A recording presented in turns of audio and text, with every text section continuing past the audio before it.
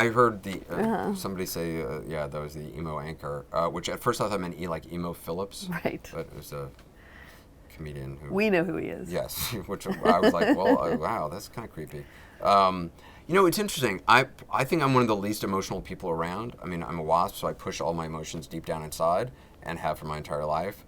And I actually think I'm pretty reserved and trying, like, in cable news, there's people expressing anger and fury and outrage and sometimes phony outrage every single night, and yet they don't get labeled as emotional.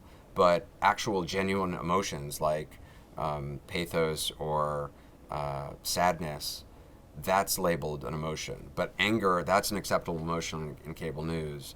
But actual like sympathy or empathy is considered somehow, I guess, surprising or emotional, which is fine. I mean, I don't mind. I think it's okay to be a human being and be a reporter, and I think it's okay to, as long as it's real and not artificial. And 99% of the time, I'm not, crying on air or anything like that, or holding up.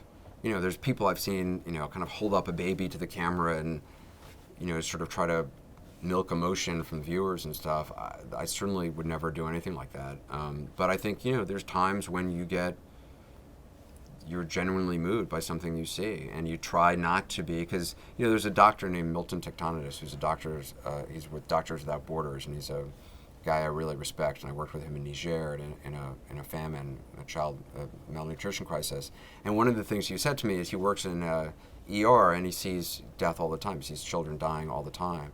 And one of the things he said is that he always says to the nurses, it's not your job to cry. You're not here to cry. It doesn't help the mothers to see the nurse cry. If you want to cry, it's fine, but go outside and do it by yourself. And I think it's kind of the same thing for reporters. It's not really, you try not to do it on the air or make it part of, you don't really want, no one really wants to see a grown man like getting all teary-eyed and stuff. But there are times, we're broadcasting around the clock and in places where that's a completely understandable response. And every now and then something like that happens, or you show some emotion accidentally, or your voice cracks a little bit or whatever. And it's happened, I can count on one or two hands the times it's happened in 20 years. But, I can honestly say it's always been very real and not thought out, and it's just something that happens. And that was certainly a time, I was in the wake, that I think was the same broadcast as the Mary Landry interview. I was completely overwhelmed. I was completely, and it wasn't even that interview. That made me mad. I think it was right after that, there was a family driving by in a pickup truck, and they had this American flag that they had salvaged from the wreckage. And there was, everybody's homes were destroyed in this whole area in Waveland, and people would come by. All day long, people were coming by and just breaking down and seeing their homes for the first time. And, and you felt inappropriate being there, and you didn't know if you should turn the camera on, or, and I'd always ask people, is it okay if we follow you? And, I don't want to do anything that's disrespectful. I don't want to do anything that's inappropriate. And I always try to ask somebody if it's okay. Because I know what it's like to have a camera pointed at you in sorrow.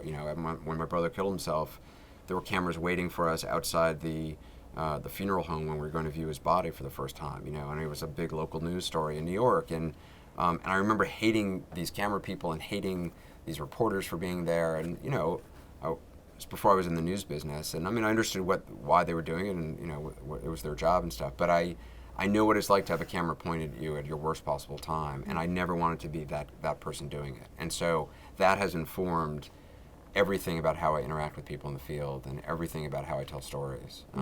That's completely, to this day, something I think about every time I'm in a place where I'm dealing with people who are in grief. So.